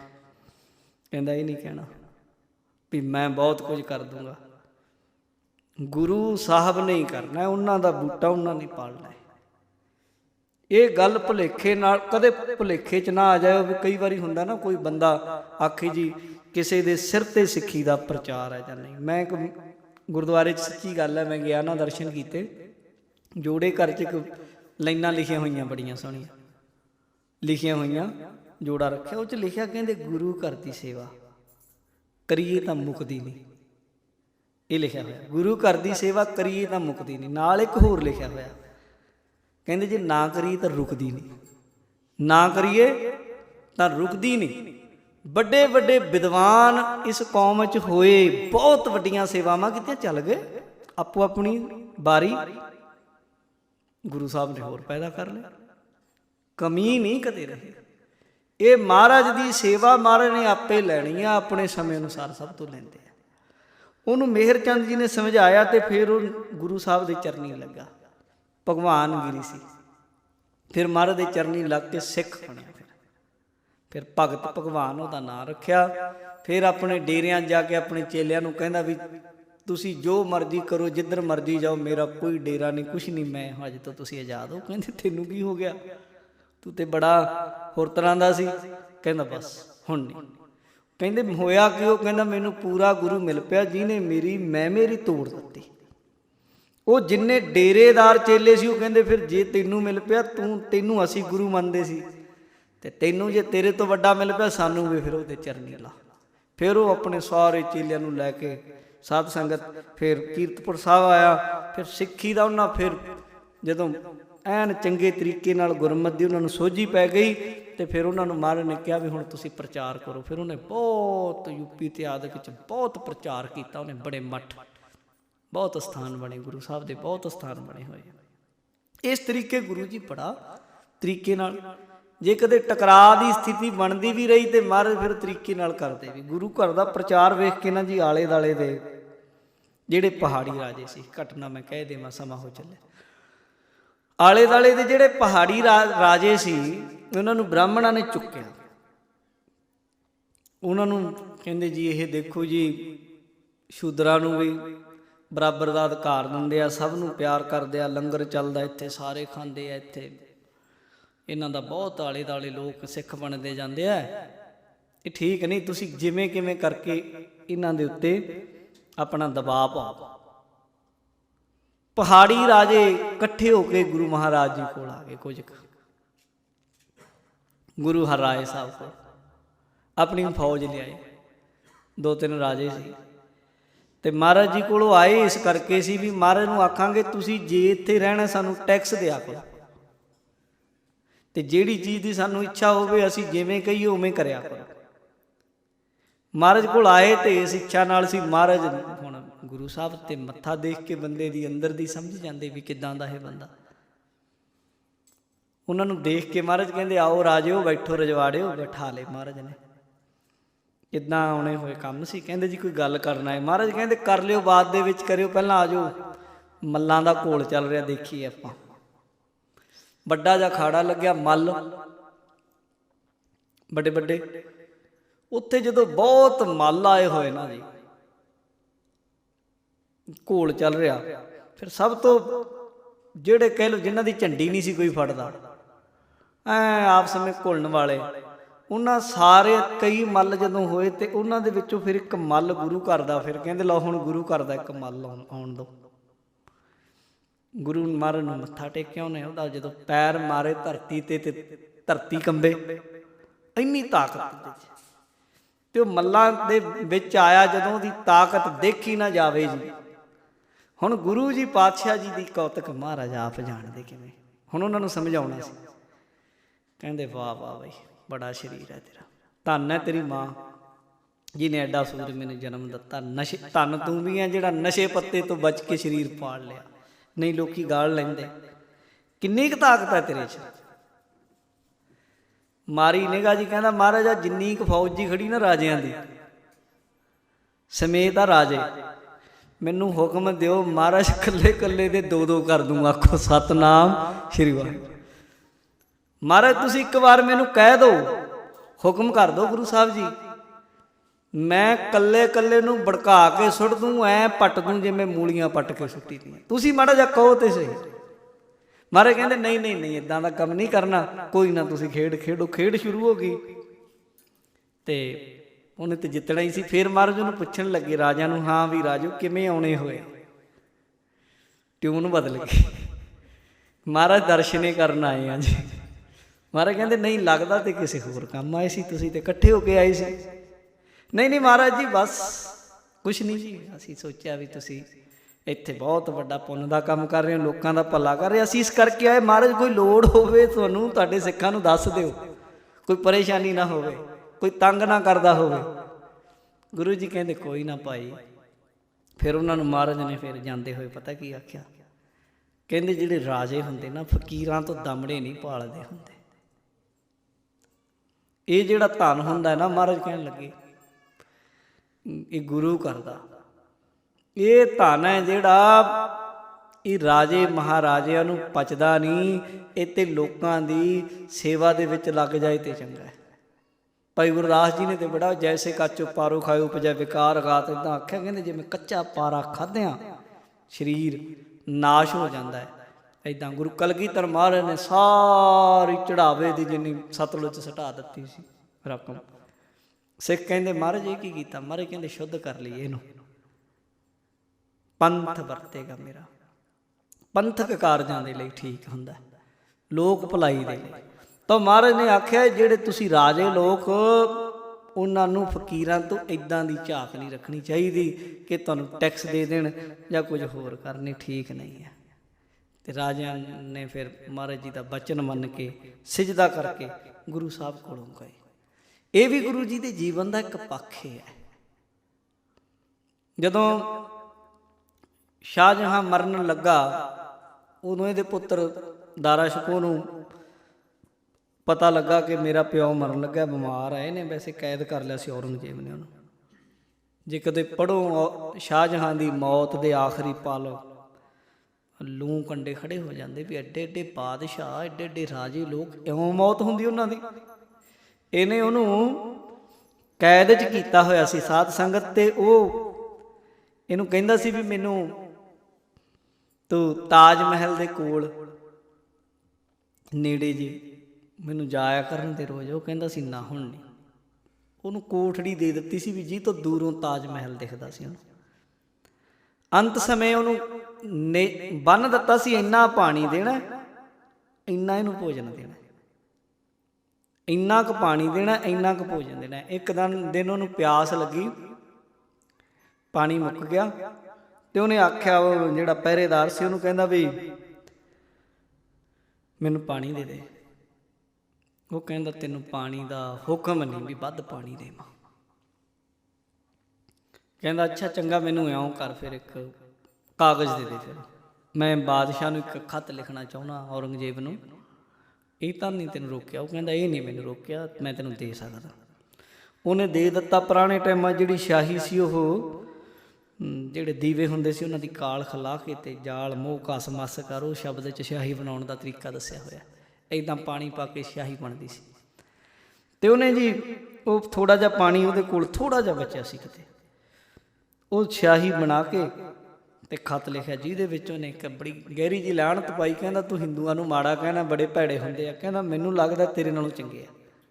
ਔਰੰਗਜ਼ੇਬ ਨੂੰ ਲਿਖਿਆ ਸੀ ਨਾ। ਕਹਿੰਦਾ ਇਸ ਕਰਕੇ ਉਹ ਇੰਨੇ ਬੰਦੇ ਤੂੰ ਉਹਨਾਂ ਨੂੰ ਮਾੜੇ ਕਹਿਣਾ, ਪਰ ਉਹ ਉਹਨਾਂ ਦੇ ਵੱਡੇ ਬਜ਼ੁਰਗ ਮਰ ਜਾਂਦੇ ਆ। ਉਹਨਾਂ ਨੂੰ ਇਹ ਹੁੰਦਾ ਵੀ ਸਾਡੇ ਬਜ਼ੁਰਗ ਕਿਤੇ ਭੁੱਖੇ ਤਾਂ ਨਹੀਂ ਬੈਠੇ।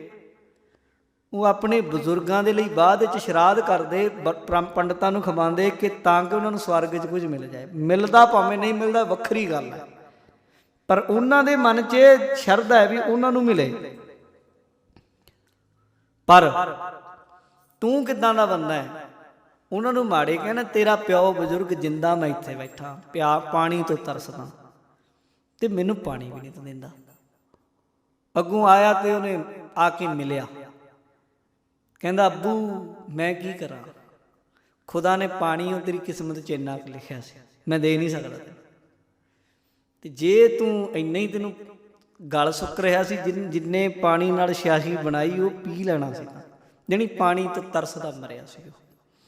ਪਰ ਇਹ ਇੰਨਾ ਛਾਤਰ ਸੀ ਇਹ ਔਰੰਗਜ਼ੇਬ, ਇਹ ਤਾਂ ਜਦੋਂ ਪੜ੍ਹਾਂਗੇ ਤੇ ਪਤਾ ਲੱਗਦਾ ਬਹੁਤ। ਇਹਨੇ ਜਿੰਨੇ ਵੀ ਮੌਲਵੀ ਕਾਜੀ ਮੁਲਾਨੇ ਸਨ ਉਹਨਾਂ ਨੂੰ ਇਹਨੇ ਆਪਣੇ ਵਸ 'ਚ ਕਰ ਰੱਖਿਆ ਸੀ ਗੱਲਾਂ ਦੇ ਨਾਲ। ਇਹ ਕੱਟੜ ਸੀ, ਇਹ ਇਸਲਾਮ ਦੀਆਂ ਬੜੀਆਂ ਗੱਲਾਂ ਕਰਦਾ ਸੀ। ਇਹ ਜਹਾਂਗੀਰ ਵਾਲੀ ਨੀਤੀ ਇਹਨੇ ਅਪਣਾਈ ਸੀ, ਅਮੀਰ ਖੁਸਰੋ ਵਾਲੀ ਨੀਤੀ ਦੂਜੇ ਦੀ ਸੀ, ਇਹਦੀ ਨੀਤੀ ਸੀ ਜਹਾਂਗੀਰ ਵਾਲੀ, ਜਿਵੇਂ ਉਹ ਧੱਕੇ ਨਾਲ ਬੈਠਾ ਸੀ। ਅਮੀਰ ਖੁਸਰੋ ਅਕਬਰ ਨੇ ਉਹਨੂੰ ਦੇਣੀ ਚਾਹੀ ਸੀ ਗੱਦੀ, ਪਰ ਧੱਕੇ ਨਾਲ ਲਈ ਰਹੋ ਵਿਚਾਰ। ਤਾਂ ਇਹ ਜਦੋਂ ਰਾਜ ਗੱਦੀ ਤੇ ਬੈਠਿਆ ਫਿਰ ਉਹ ਆਇਆ ਇਹਦੇ ਨਾਲ ਲੜਨ ਦੇ ਲਈ। ਆਪਣੇ ਆਇਆ ਤਾਂ ਸੀ ਆਪਣੇ ਪਿਤਾ ਨੂੰ ਮਿਲਣ ਲਈ, ਪਰ ਉਹਨੂੰ ਪਤਾ ਲੱਗਿਆ ਵੀ ਉਹ ਤੇ ਗਿਆ, ਇਹ ਗੱਦੀ ਤੇ ਉਹਨੂੰ ਬੈਠ ਚੁੱਕਿਆ ਸੀ। ਫਿਰ ਇਹਦੇ ਪਿੱਛੇ ਪੈ ਗਿਆ ਸੀ ਮਾਰਨ ਦੇ ਲਈ। ਤੇ ਆਉਂਦਾ ਆਉਂਦਾ ਫਿਰ ਉਹ ਗੁਰੂ ਸਾਹਿਬ ਦੇ ਕੋਲ ਆਇਆ ਥੋੜੇ ਸਮੇਂ ਲਈ, ਮੈਨੂੰ ਬਚਾ ਕਰੋ ਮੇਰਾ ਸੱਚੇ ਪਾਤਸ਼ਾਹ। ਮਹਾਰਾਜ ਕਹਿੰਦੇ ਲੰਗਰ ਚੱਲਦਾ, ਛਕ ਲੈ। ਛਕਿਆ, ਕਹਿੰਦਾ ਮੈਨੂੰ ਬਿਆਸ ਦਰਿਆ ਲੰਘ ਜਾਣ ਦਿਓ, ਕਿਵੇਂ ਕਰੋ। ਫਿਰ ਮਹਾਰਾਜ ਕਹਿੰਦੇ ਅਸੀਂ ਕੋਈ ਰਾਜਸੀ ਲੜਾਈ ਲਈ ਆਪਣੀ ਫੌਜ ਸੈਨਾ ਨਹੀਂ ਰੱਖੀ, ਤੁਹਾਡੀ ਆਪਸ ਵਿੱਚ ਰਾਜਿਆਂ ਦੀ। ਕੋਈ ਧਾਰਮਿਕ ਗੱਲ ਹੋਏ, ਕੋਈ ਹੋਏ ਤੇ ਉਹਦੇ ਲਈ ਅਸੀਂ ਕਰ ਸਕਦੇ। ਪਰ ਮਹਾਰਾਜ ਜੀ ਨੇ ਫਿਰ ਜਿੰਨੀਆਂ ਕਿਸ਼ਤੀਆਂ ਸੀ ਨਾ ਆਪਣੇ ਸਿੰਘਾਂ ਸੇਵਾਦਾਰਾਂ ਨੂੰ ਆਖਿਆ ਵੀ ਇਹਨਾਂ ਨੂੰ ਇੱਕ ਤਰੀਕੇ ਕਿਸੇ ਨਾ ਕਿਸੇ ਪਾਸੇ ਤੇ ਕਬਜ਼ਾ ਕਰਕੇ ਇਹਨਾਂ ਨੂੰ ਪਰੇ ਪਾਸੇ ਲੈ ਜਾਓ। ਫਿਰ ਉਹ ਮਹਾਰਾਜ ਨੇ ਆਪਣੇ ਕਬਜ਼ੇ 'ਚ ਕਰਵਾ ਕੇ ਉਹਦੀ ਫੌਜ ਕੁਝ ਸਮੇਂ ਲਈ ਰੋਕੀ ਵੀ, ਜਾਣੀ ਇਨਸਾਫ ਪਸੰਦ ਲੋਕਾਂ ਦੀ ਸਹਾਇਤਾ ਵੀ ਮਹਾਰਾਜ ਨੇ ਕੀਤੀ। ਭਾਵੇਂ ਔਰੰਗਜ਼ੇਬ ਦੇ ਖਿਲਾਫ ਹੀ ਕਿਉਂ ਨਾ ਜਾਣਾ ਪਿਆ, ਕਿਉਂਕਿ ਉਹ ਗਲਤ ਤਰੀਕਾ ਸੀ, ਗਲਤ ਨੀਤੀਆਂ ਦੀ ਵਿਰੋਧਤਾ ਵੀ ਮਹਾਰਾਜ ਨੇ ਕੀਤੀ। ਇਹ ਵੀ ਉਹਨਾਂ ਦਾ ਇੱਕ ਪੱਖ ਸੀ। ਹੋਰ ਵੀ ਭਾਈ ਗੌਰੇ ਵਰਗੇ, ਭਾਈ ਹੋਰ ਬਹੁਤ ਸਾਰੇ ਗੁਰਸਿੱਖ ਉਹਨਾਂ ਨੇ ਵੱਡੇ ਵੱਡੇ ਇਸ ਤਰ੍ਹਾਂ ਦੇ ਪੈਦਾ ਹੋਏ ਉਹਨਾਂ ਦੇ ਕੋਲ, ਜਿਨ੍ਹਾਂ ਨੇ ਬਹੁਤ ਵੱਡਾ ਪ੍ਰਚਾਰ ਕੀਤਾ। ਇੱਕ ਮਾਈ ਦੀ ਘਟਨਾ ਕਹਿ ਕੇ ਮੈਂ ਸਮਾਪਤੀ ਕਰ ਦੇਵਾਂਗਾ। ਗੁਰੂ ਹਰਿਰਾਏ ਸਾਹਿਬ ਮਹਾਰਾਜ ਸੱਚੇ ਪਾਤਸ਼ਾਹ ਜੀ ਦੇ ਕੋਲ ਬਹੁਤ ਸੰਗਤ ਆਉਂਦੀ ਸੀ ਦੂਰ ਦੁਰਾਡੇ ਤੋਂ ਦਰਸ਼ਨ ਕਰਨ। ਇੱਕ ਗਰੀਬ ਮਾਈ ਸੀ, ਉਹਦੇ ਮਨ ਵਿੱਚ ਇਹ ਆਈ ਕਿ ਦੁਨੀਆ ਮਹਾਰਾਜ ਦੇ ਦਰਸ਼ਨ ਕਰਦੀ ਹੈ, ਸਾਡਾ ਗਰੀਬਾਂ ਦਾ ਵੀ ਭਲਾ ਹੋ ਜਾਏ। ਮੈਂ ਆਪਣੇ ਹੱਥੀਂ ਪ੍ਰਸ਼ਾਦਾ ਬਣਾ ਕੇ ਲਿਜਾਵਾਂ ਤੇ ਮਹਾਰਾਜ ਨੂੰ ਮੈਂ ਛਕਾਉਣਾ ਚਾਹੁੰਦੀ ਹਾਂ। ਮਹਾਰਾਜ ਕੀਰਤਪੁਰ ਸਾਹਿਬ ਆ ਗਈ ਸਾਧ ਸੰਗਤ। ਹੁਣ ਜਦੋਂ ਆ ਕੇ ਦੇਖਿਆ ਦੂਰ ਤੱਕ ਲਾਈਨ ਲੱਗੀ ਹੋਈ, ਲਾਈਨ ਦੇ ਵਿੱਚ ਉੱਥੇ ਦੇਖੇ ਕੋਈ ਕੁਛ ਰੱਖੇ, ਕੋਈ ਕੁਝ ਰੱਖੇ, 36 ਤਰ੍ਹਾਂ ਦੇ ਭੋਜਨ ਉੱਥੇ ਚੱਲਦੇ ਸੀ। ਕੋਈ ਦਿੱਕਤ ਸੀ ਕਿਸੇ ਚੀਜ਼ ਦੀ। ਲੋਕੀ ਅਮੀਰ ਤੋਂ ਅਮੀਰ ਉੱਥੇ ਖੜੇ ਸਨ, ਆਪਣੀਆਂ ਆਪਣੀਆਂ ਭੇਟਾਵਾਂ ਲੈ ਕੇ। ਉਹ ਮਾਈ ਸੀ ਜਿਹੜੀ ਵਿਚਾਰੀ ਇਸ ਗੱਲ ਨੂੰ ਸੋਚ ਕੇ ਨਾ ਥੋੜ੍ਹੀ ਜਿਹੀ ਮਾਯੂਸ ਹੋ ਗਈ ਤੇ ਪਿੱਛੇ ਬੈਠ ਗਈ ਵੀ ਮੇਰੀ ਵਾਰੀ ਕਿੱਥੇ ਆਉਣੀ ਹੈ। ਸੰਗਤਾਂ ਆਈ ਜਾਣ, ਮੱਥੇ ਟੇਕੀ ਜਾਣ, ਆਈ ਜਾਣ, ਮੱਥੇ ਟੇਕੀ ਜਾਣ। ਜਦੋਂ ਸੰਗਤਾਂ ਦਾ ਰਾਸ਼ ਜਿਹਾ ਘਟ ਗਿਆ ਨਾ, ਉਹ ਬੈਠੀ ਆ ਸੋਚੀ ਜਾਂਦੀ ਹੈ ਵੀ ਮੇਰੀ ਵੀ ਤਾਂ ਆਏਗੀ। ਤੇ ਗੁਰੂ ਹਰਿਰਾਏ ਸਾਹਿਬ ਮਹਾਰਾਜ ਸੱਚੇ ਪਾਤਸ਼ਾਹ ਨੂੰ ਸੇਵਾਦਾਰ ਨੇ ਆਖਿਆ, ਮਹਾਰਾਜ ਭੋਜਨ ਤਿਆਰ ਹੈ, ਆਪ ਜੀ ਹੁਕਮ ਕਰੋ ਲੈ ਆਵਾਂ। ਮਹਾਰਾਜ ਕਹਿੰਦੇ ਭੋਜਨ ਤੇ ਆਇਆ ਪਿਆ ਸਾਡਾ। ਗੁਰੂ ਹਰਿਰਾਏ ਸਾਹਿਬ ਕਹਿੰਦੇ ਮਹਾਰਾਜ ਕਿੱਥੇ ਹੈ? ਮਹਾਰਾਜ ਕਹਿੰਦੇ ਇੱਕ ਮਾਂ ਲਿਆਈ ਹੈ ਭੋਜਨ ਅੱਜ ਬਣਾ ਕੇ, ਮਾਤਾ। ਫਿਰ ਮਹਾਰਾਜ ਨੇ ਆਖਿਆ, ਮਾਤਾ ਜਿਹੜਾ ਭੋਜਨ ਲੈ ਕੇ ਆਈ ਛਕਾਣਾ ਨਹੀਂ ਹੁਣ, ਕਿੰਨੀ ਕੁ ਦੇਰ ਹੋਰ ਰੱਖਣਾ। ਫਿਰ ਉਹ ਮਾਈ ਰੋ ਪਈ, ਕਹਿੰਦੀ ਸੱਚੇ ਪਾਤਸ਼ਾਹ ਮੈਂ ਤੇ ਸੁਣਿਆ ਸੀ ਗਰੀਬ ਨਿਵਾਜ ਇਸ ਤਰ੍ਹਾਂ ਦੇ ਵੀ ਹੁਣ ਤੁਸੀਂ ਗਰੀਬ ਨਿਵਾਜ ਹੋ, ਪਰ ਮੈਨੂੰ ਇਹ ਨਹੀਂ ਸੀ ਪਤਾ ਇਉਂ ਨਵਾਜਦੇ ਤੁਸੀਂ ਗਰੀਬਾਂ। ਐਸੇ ਸਤਿਗੁਰੂ ਗੁਰੂ ਹਰਿਰਾਏ ਦੁਨੀਆ ਦੇ ਤਾਰਨਹਾਰ, ਉਹਨਾਂ ਦਾ ਜੀਵਨ ਬੜਾ ਅਨੋਖਾ ਹੈ। ਉਹਨਾਂ ਦੇ ਜੀਵਨ 'ਚੋਂ ਬਹੁਤ ਕੁਝ ਲੱਭ ਜਾਂਦਾ ਹੈ। ਬਹੁਤ ਕੁਝ ਐਸਾ ਵੀ ਹੈ ਹਜੇ ਜਿਹੜਾ ਹੋਰ ਖੋਜਣ ਦੀ ਲੋੜ ਹੈ, ਖੋਜੀ ਕਰ ਰਹੇ ਆ ਯਤਨ। ਉਹਨਾਂ ਦਾ ਪ੍ਰਕਾਸ਼ ਪੁਰਬ ਲਗਭਗ 390 ਕੁ ਸਾਲ ਪਹਿਲਾਂ ਉਹਨਾਂ ਦੀ ਆਮਦ ਇਸ ਦੁਨੀਆ 'ਤੇ ਹੋਈ। ਉਹਨਾਂ ਦੇ ਪ੍ਰਕਾਸ਼ ਪੁਰਬ ਦੀ ਆਪ ਸੰਗਤ ਨੂੰ ਬਹੁਤ ਬਹੁਤ ਵਧਾਈ ਹੋਵੇ। ਪ੍ਰਬੰਧਕ ਕਮੇਟੀ ਨੂੰ ਮੈਂ ਵਧਾਈ ਦਿੰਦਾ, ਜਿਹੜੇ ਬਹੁਤ ਵਧੀਆ ਸੁਚੱਜੇ ਤਰੀਕੇ ਨਾਲ ਪ੍ਰਬੰਧ ਚੱਲ ਰਿਹਾ, ਬਹੁਤ ਵਧੀਆ ਬਹੁਤ ਸੰਗਤ ਸਵੇਰ ਤੋਂ ਸ਼ਾਮ ਤੱਕ ਆਉਂਦੀ ਜਾਂਦੀ, ਲੰਗਰ ਚੱਲਦੇ। ਪਰ ਭਾਵਨਾ ਬੜੀ ਹੈ, ਦੇਖੀ ਤੇ ਹੋਰ ਵੀ ਬਹੁਤ ਸੰਗਤਾਂ ਦੇਖੀਆਂ ਪ੍ਰਬੰਧਕ, ਪਰ ਇੱਥੇ ਪਿਆਰ ਹੈ ਸਾਰੇ ਆਪਸ ਵਿੱਚ। ਮਹਾਰਾਜ ਇਸੇ ਤਰ੍ਹਾਂ ਹੀ ਸੇਵਾਵਾਂ ਤੁਹਾਡੇ ਸਾਰਿਆਂ ਤੋਂ ਲੈਂਦੇ ਰਹਿਣ ਔਰ ਸੰਗਤ ਨੂੰ ਗੁਰੂ ਹਰਿਰਾਏ ਸਾਹਿਬ ਆਪਣੇ ਘਰੋਂ ਅੰਦਰੋਂ ਗੁਰਮਤਿ ਗੁਰਸਿੱਖੀ ਸੇਵਾ ਸਿਮਰਦਿਆਂ ਦਾਤਾਂ ਬਖਸ਼ਿਸ਼ ਕਰਨ। ਹੋਈਆਂ ਭੁੱਲਾਂ ਦੀ ਖਿਮਾ। ਇੱਕ ਵਾਰ ਫਿਰ ਤੋਂ ਸਮੂਹ ਸਾਧ ਸੰਗਤ ਦਾ ਧੰਨਵਾਦ। ਸਭਨਾਂ ਨੂੰ ਪ੍ਰਕਾਸ਼ ਪੁਰਬ ਦੀਆਂ ਬੇਅੰਤ ਬੇਅੰਤ ਵਧਾਈਆਂ। ਬੁਲਾਓ ਫਤਿਹ। ਵਾਹਿਗੁਰੂ ਜੀ ਕਾ ਖਾਲਸਾ, ਵਾਹਿਗੁਰੂ ਜੀ ਕੀ ਫਤਿਹ।